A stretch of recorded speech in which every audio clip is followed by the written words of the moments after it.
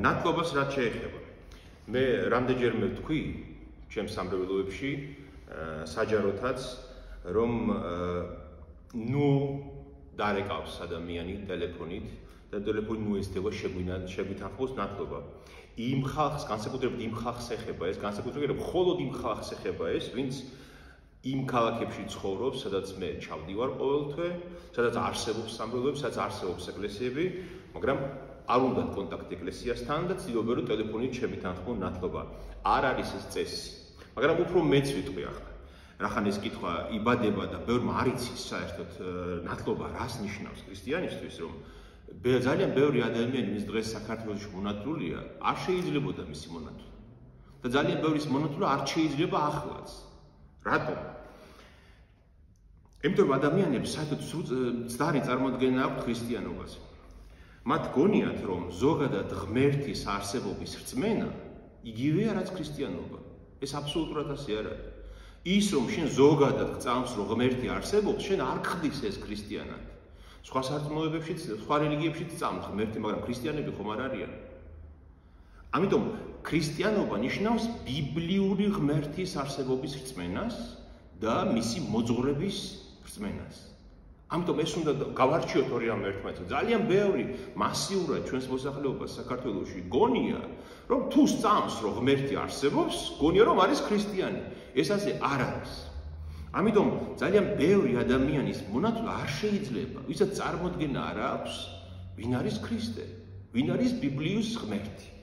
მაგალითად, აი მონათლა შეიძლება მხოლოდ მათი, ვინც იწამა იესო ქრისტე, როგორც მისი მხსნელი, როგორც მისი მაცხოვარი, ვინც ბიბლიის სათქმელი ასე თუ ისე იცის, ვინც ერთი სახარება მაინც წაიკითხა ბიბლიიდან, ვინც იწამა ქრისტეს მოსვლა და ჯვარცმა მისი გადარჩენისთვის, ვინც აღიარა და იწამა, რომ ქრისტე დაისაჯა იმისთვის, რომ მე გავითავისუფლებინე ჯოჯოხეთის სასჯელისგან, ვისაც წამს აღდგომა მისი, ვისაც წამს მისი მცნებები, ვინც ეკლესიის წევრი, ვისაც ეკლესიის წევრობა გადაუწყვეტია და უნდა რომ ეკლესია შეუერთდეს, მხოლოდ იმათი მონათლა შეიძლება.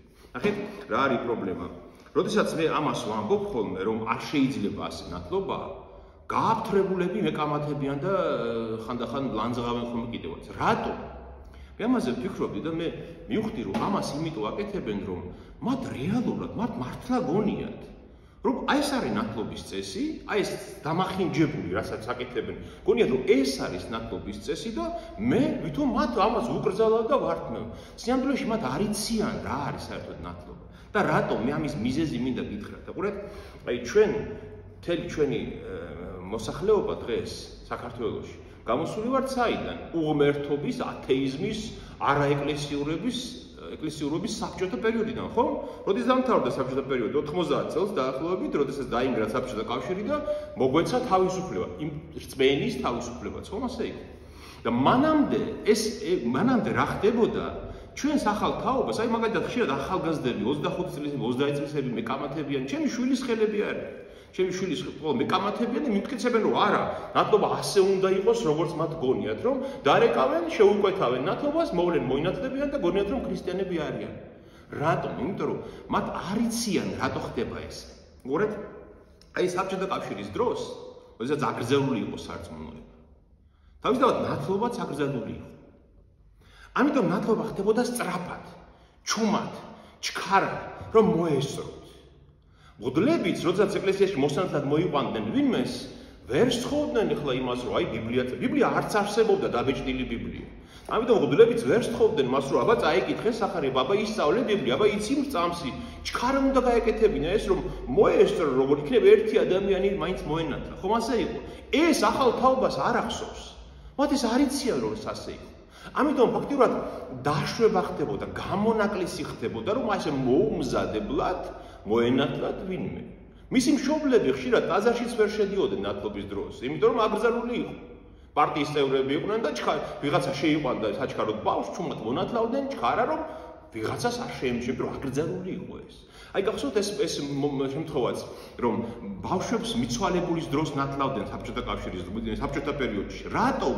იმიტომ რომ ის მღვდელი ერთხელ რომ მოიყვანდნენ მიცვალებულის დროს, უნდა მოესწროთ, რომ იქვე როგორმე მოესწროთ ამ ბავშვების მონათლობას, იმიტომ რომ ტაძარში ვერ მივიდოდნენ, იმიტომ რომ ჯერ ერთი არც ამდენი ტაძრები არსებობდა, არც ამდენი მღვდლები არსებობდნენ და ამიტომ ეს ყველაფერი იყო გამონაკლისი შემთხვევები. და ეკლესიამ იმ დროს აი საბჭოთა პერიოდში და შემდეგ 90-იან წლებშიც დაუშვა იკონომია ქვია მას გამონაკლისი, რომ აი ოღონდ კი მოინათლოს ხალხი. ოღონდ კი ეკლესიაში მოვიდეს ხალხი და რწმენაში მოვიდეს, არა უშავს მერე ვასწავლით. შემდეგ ვასწავლით და აი ესე ყოველგვარი ცოდნის, ყოველგვარი სახარების გააზრების, ყოველგვარი წამსის ცოდნის გარეშე ნათლავდნენ ადამიანებს 90-იან წლებში და დღემდე ასე ხდება. რატომ? იცით, ეს იკონომია, ანუ გამონაკლისის დაშვება ჩვენ წესად გადავაქციეთ. წესად გადავაქციეთ და დღეს გონია რომ ეს არის წესი. სინამდვილეში არასოდეს ასე არ ხდებოდა ადამიანების ნათლობა, სახარების მიხედვით ეს აკრძალულია და ამიტომ ამის გაკეთება არ შეიძლება. დღეს აღარ არის დევნა, დღეს აღარ არის აკრძალული ეკლესია. ამიტომ დღეს თუ ვინმე გადაწყვეტს ნათლობას, უნდა აიღოს სახარება, ყველგან იყიდება, მის ხელმისაწვდომია, წაიკითხოს, გაიაზროს, დაინახოს ქრისტე იქიდან ვინ არის, ვინ სწამს მას და თქვას რომ კი წამს ვეთანხმები, ჩემი მხსნელია იესო ქრისტე, მოვიდეს, დაგვიდასტუროს ეს წმენა ეკლესიაში, რომ მითხრას, რომ აი კი მე წავიკითხე, მე შევიცანი, მე გავიაზრე, მე ვიწამე ქრისტე როგორც ჩემი მხსნელი, მე მწამს რომ ქრისტემ მისი სასჯელი გოლგოთაზე ჯვარცმის დროს მე გამანთავისუფლა სასჯელისაგან და თუ ამას მეტყვის, ნებისმიერ ადამიანის შეიძლება მოუნათლო. სხვანაირად ნათლობის უფლება ჩვენ არ გვაქვს, არ შეიძლება, მაგრამ დღეს აი ამ თაობას არ ესმის ეს. მათ გონიათ რომ მართლაც აი როგორც შედარება გავაკეთე, მაღაზიაში დარეკავენ, ნათლობა შეუკვეთენ, მოვლენ იყიდიან, ჩაიცმევენ და ქრისტიანები არიან აბსოლუტური ცოდნის გარეშე რა წერია სახარებაში. ეს არ შეიძლება. ღმერთი დაგვიჯდის ყველას აი ამ კრეხელობის გამო, რომ ჩვენ მის ამ ღვთაებრივ მადლს ვარიგებთ, აი ასე დაუფიქრებლად და უღირსად. უღირსად ეპყრობა ადამიანის ნათლობას და ჩვენ ამას ვარიგებთ. არ შეიძლება ამის გაკეთება. ნახეთ, აი მე მინდა ეს ხო ჩვენ ხო ქრისტიანები ვართ. ამიტომ თქვი მე რომ ზოგადად ღმერთის არსებობის რწმენა არ ნიშნავს ქრისტიანობას. ქრისტიანობა ნიშნავს ბიბლიაში, სახარებაში რაც მიწერია, იმის ცოდნას და იმის რწმენას. გესმით? ღმერთზე ის წარმოდგენა კი არ უნდა გქონდეს, რაც შენ გონია. არამედ ღმერთმა თვითონ გაგიცხადა თავის თავი ბიბლიიდან.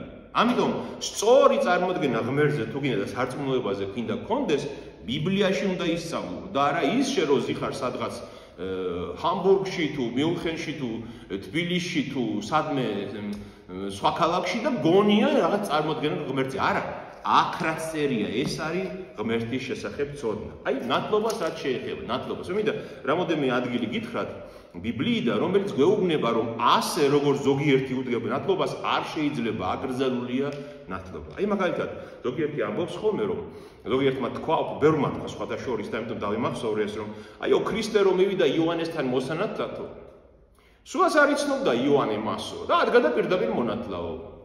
აი ხედავთ, როგორი აბსოლუტური უცოდინრობაა სახარების, ვინც ამას ამბობს. რას ქვია არ იცნობდა, ორივე იუდეველები იყვნენ.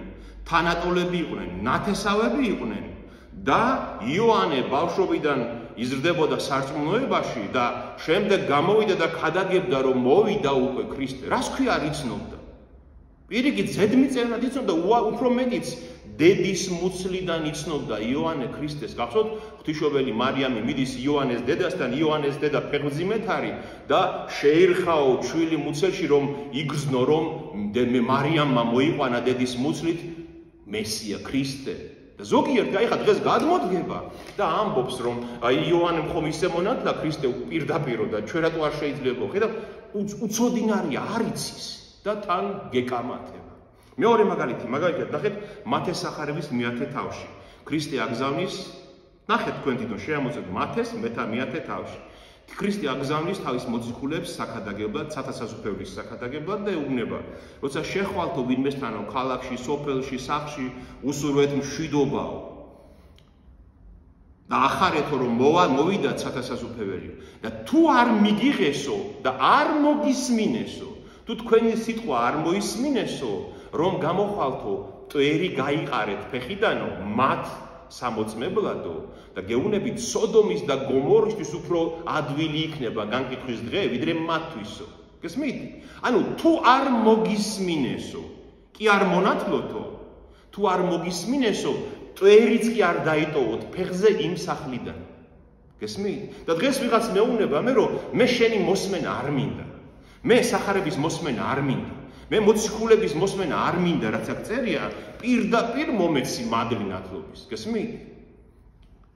ნათლობის მადლი მომეცით კი არა, თუ არ მოსმენა არ უნდათო, ქრისტე ამბობს, ფეხიდან მტვერიც კი მოიშორეთ იმ სახლისგან. ხედავთ როგორი აცდენა ამ ორ რამეს შორის.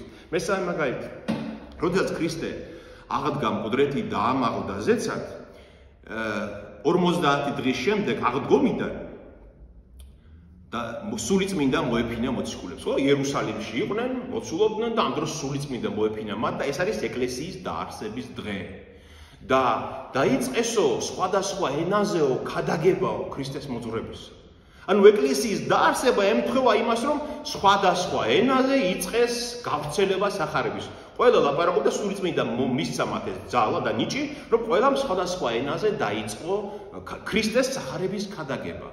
და ხალხი ფიქრობდაო, რომ თვალები ხო არ არიან, წამოდგა პეტრე და 11 მოციქული სხვა და დაიწყო პეტრემ ბიბლიის ქადაგება.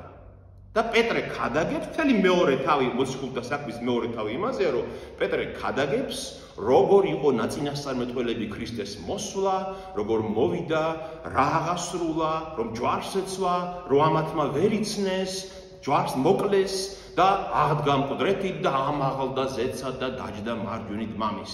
და ეს რომ მოისმინესო, ნახეთ, რა ვქნათო, ამათმა ვინც ეს უსმენდნენო, შეიძრნენო. ძალიან შეწუხდნენ, შეიძრნენ ამ ქადაგების, ანუ სწავლება რომ მოისმინესო, შეიძრნენო და იკითხებიან, კაცნო, ძმანო, რა ვქნათო, აი რა გავაკეთო თუ გითხარი რა ვქნათო და ქრისტე ეუბნება, პეტრე ეუბნება, პეტრე, შეინანეთო და მოინათლეთ ქრისტეს სახელით. ანუ ჯერ მოისმინეს, გაიაზრეს, მიხვდნენ საკუთარ შეცდომას და თქვენს რა გავაკეთოთ, რით გამოვასწოროთ ის ჩვენი შეცდომა და უთხრა შეინანეთ, მოინანიეთ და მოინათლეთ. ანუ ჯერ კი არ მონათლა და შემდეგ ისწავლეს, არამედ ჯერ ისწავლეს, გაიგეს და შემდეგ მოინათლნენ. კიდევ ერთი მაგალითი. მოციქულთა საქმის მერვე თავიდან.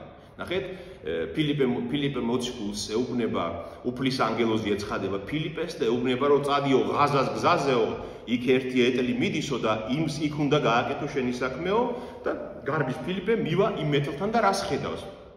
ეთიოპიიდან ჩამოსულია დიდებული კაცი, ყოფილა თურმე იერუსალიმში ტაძარში, ალბათ სწამდა იუდეველთა ღმერთ, ბიბლიის ღმერთის სწამდა ალბათ. მაგრამ ჯერ არ იცოდა მან ქრისტეს შესახებ არაფერი.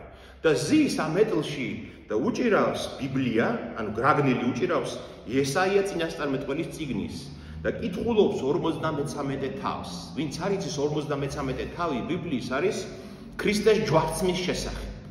კითხულობს ამ გრაგნილს ამ 53 თავს, ეს თავი არის ძველი აღთქმისეული სახარება, იმდენად ზუსტად არის აღწერილი ქრისტეს ჯვარცმა, ტანჯვა და სიკვდილი და მისი აღდგომა. და ფილიპე მივა და ეუბნება ამ ეთიოპიელ კარისკაცს, რომ გესმის რას კითხულობო?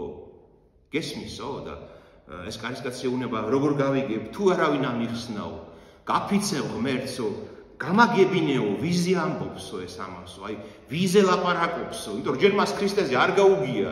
შემოყური მოკრა რაღაცას, რომ იერუსალიმში რა მოხდა, მაგრამ არ იცის სარწმუნოება, ანუ ქრისტეს მოძღვრება არ იცის და ფილიპე ავიდა მასთან ეტლზეო, დაუჯდაო და აუხსნაო, განუმარტა ყველაფერი, რომ რა იყო ნაწინასწარმეტყველები და რა აღსრულდა სულ ცოტა ხნის წინ იერუსალიმში. და ამას რომ მორჩენამ საუბარს, ხო, რაღაცა რამოდენიმე საათი ალბათ ფილიპემ ასწავლიდა, უხსნიდა, განუმარტავდა, მიადგნენო დინარეს, წყალს მიადგნენო და კარისკაცი ეუბნება, რაღა მიჭირსო, რაღა მიშლის ხელს რომ ჩავიდე და მეც მოვინათლო. რა გესმით? იწამა, წაიკითხა, განუმარტეს, იწამა და ეუბნება, რაღა მიშლის რომ მეც მოვინათლო, იმიტომ რომ წამს რომ ასე იყო და ფილიპე რას ეუბნება? თუ გწამს, შეგიძლია მოინათლო. ჩავლენ და ფილიპე მონათლავს ეთიოპიელ კარისკაცს, რომელმაც გაიგო და იწამა ქრისტეს სახელი. შემდეგ და დასასრულს, ყველაზე მნიშვნელოვანი. მათ ეს სახარება, რითი მთავრდება 22 თავის ბოლოს, როცა მთავრდება მათ ეს სახარება. მათი არის პირველი სახარება, ახალ აღთქმის პირველი წიგნი. რას ამბობს? ქრისტე აღდგარი მკვდრეთით 40 დღე კიდევ ამხნევებდა თავის მოციქულებს. შემდეგ გაიყვანაო ბეთანიამდეო და სანამ ამაღლდებოდა ზეცად რა უთხრა? წადით, უქადაგეთ სახარება მთელ სოფლიოს და იმ მოწაფეთ, ანუ მოწაფეებად გაიხადეთ ხალხი და მონათლეთ მამის, ძის და სულიწმინდის სახელით. გესმით როგორ თანმიმდევრობას ხედავთ? უქადაგეთ და იმ მოწაფეთ, ანუ მოწაფეები რომ გახდებიან თქვენი, შემდეგ მონათლეთ სამების სახელით, მამის, ძის და სულიწმინდის სახელით. და დღეს ვიღაცამ ლანძღავს და მეუბნება რომ არა მე არაფერი არ მინდა ვისწავლო, არც გავიგო, არც შევისწავლო, არც გავიაზრო, არც განმარტებაც არ მჭირდება, პირდაპირ დაგირეკავ, მოვალ და უნდა მომნათლო. შეიძლება ეს? ეს ხო არ არის სახარებისეული. ეს ხო სახარების ცნებების დარღვევაა. ამიტომ არ შეიძლება ასე მიდგომა, გესმით, თავისუფლება გვაქვს, მადლობა ღმერთს, რომ ახლა უკვე შეგვიძლია ეს ყველაფერი გავიგოთ, ვისწავლოთ და ისე მოვინათლოთ. და ბავშვების მონათლას რაც შეეხება, ბავშვების მონათლა. ნახეთ, სანამ ბავშვებზე გადავალ, ანუ ისე თქმა მინდა მე რომ აი ეს მინდა აუცილებლად გავიაზროთ. ის ეკონომია, ეს არის ბერძნული სიტყვა, ეკონომია ნიშნავს აი მამობრივი მზრუნველობის გამო, იმის გამო რომ მე მის სისუსტეს ხედავ, ამიტომ რაღაცა გამოვალ მდგომარეობაში გამონაკლისი გავაკეთო. ეს ეკონომია იყო საბჭოთა უღმერთობის ათეიზმის პერიოდში და ეკლესია აი ესე მოუმზადებლად უშვებდა ხალხის ნათლობას. 90-იან წლებშიც გასაგები იყო ეს რატო ხდებოდა, მაგრამ ახლა აბსოლუტურად უკანონოა და დიდი შეწოდება, როცა არავინ არ გვდევნის.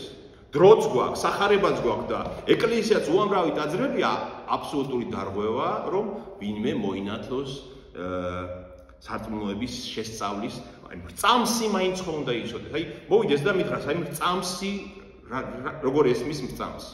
წამსი არის მთელი ბიბლია, ვინც არ იცის, წამსი არის მთელი ბიბლია ერთ ფურცლის გვერდზე ჩატეული. მოკლედ. აი წამსი მაინც ხო უნდა აიღო, წაიკითხო და თითოეული მუხლზე იფიქრო, განმარტო, აი როგორ გესმის ეს? წამსის გარეშე როგორ შეიძლება მონათლა წამსის წოდნის გარეშე. ბავშვების ნათლობას რაც შეეხება, უყურეთ. წესით ნათლობა სრულდებოდა დასრულ ხალხზე, ხო? ვისაც შეუძლია რომ აღიაროს ქრისტე მის მაცხოვრად, ხო? ბავშვს ხომ არ შეუძლია ეს აღიაროს. თავისთავად არ შეუძლია, ბავშვს არ აქვს ცნობიერება. მაგრამ ეკლესიამ დაუშვა პატარა ბავშვების ნათლობაც იმის გამო, რომ მათ მშობლებს წამთ და აღიარებენ ქრისტეს მოძღვრებას. მხოლოდ ამის გამო, ბავშვთა ნათლობა საბოლოო ჯამში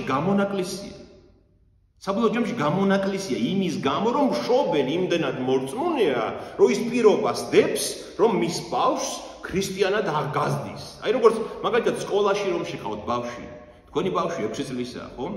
მან ხომ არც იცის სად მიდის, რატომ მიდის, რო კითხო, წერა-კითხვის სწავლა არც უნდა შეიძლება. მაგრამ წერა-კითხვას ხომ ასწავლეთ?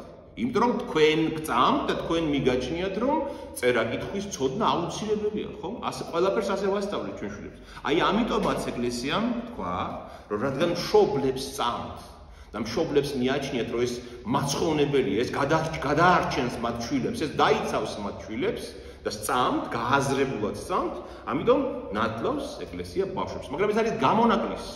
მაგრამ უყურეთ, აი ამ გამონაკლისშიც კიდე გამონაკლის ითხოვს ურწმუნო მშობელი. ნახეთ, ხო, მისი ბავშვის ნათლობა ხო გამონაკლისია და ის გეუბნება რომ არა, მეც ურწმუნო ვარ და მეც გამონაკლისის სახით ურწმუნო ვარ და მაინც მოგნათლეთ. ეს არ შეიძლება. ამიტომ მშობელი რომ მოვა ტაძარში და მეტყვის მამაო, მე ვიცნობ სახარებას, მე ვკითხულობ სახარებას, მე მწამს, მე ეკლესიის წევრი ვარ, მე ვეზიარები ეკლესიის საიდუმლოებებს და მე პირობას ვდებ, რომ ჩემ შვილს გააღვზდი ქრისტიანად, მართლმადიდებელ ქრისტიანად, უარს არავინ არ ეთქვის მას ნათლობას. ეს არის საუკეთესო შემთხვევა, მაგრამ მინიმალური მაინც ხო უნდა გააკეთოს ადამიანმა. მინიმალური. და ამ მინიმალურის გაკეთებაც არ უნდათ და უნდა რომ ტელეფონით დამირეკოს და შემითანხმოს ნათლობა, იყიდოს ნათლობა და მოვიდეს და მიიღოს.